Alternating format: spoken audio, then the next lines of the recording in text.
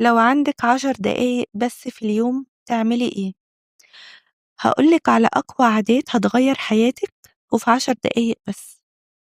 تقدري تختاري عادة واحدة من العادات اللي هاقولها لِك دي وتعمليها كل يوم وهتشوفي الفرق بنفسِك.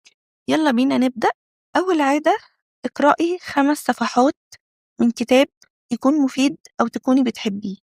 العادة التانية رتّبي درج أو رف واحد في بيتِك. هتقولي لي طيب هو ده هيفيدني في إيه أو هيغيّر حياتي في إيه؟ هاقول لِك حياتِك مش هتتغيّر طول ما في درج من من أدراج تسريحتِك مكركب، طول ما حياتِك مش منظمة، طول ما أوضتِك مكركبة.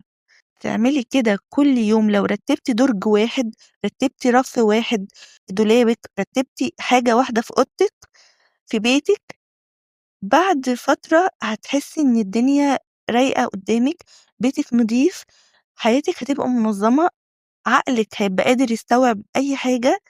تالت عادة اتعلمي 5 كلمات في لغة جديدة، أو تقدري تتعلمي لغة جديدة عن طريق application duolingo. حلو جدًا وهيفيدِك وبرضه مش بياخد وقت خالص، كل ده في 10 دقايق كل يوم. رابع عادة اعملي تمارين رياضية خفيفة.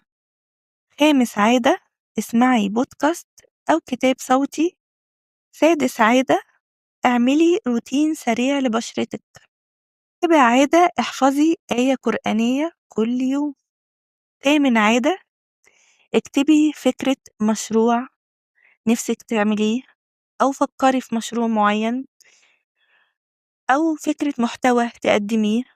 تاسع عادة اتعلّمي مهارة بسيطة أو مهارة جديدة هتفيدِك مع الوقت وهتتقنيها مع الوقت لو عملتِ كده كل يوم واتعلّمتيها كل يوم والتزمتِ هتوصلي. عاشر عادة الدعاء.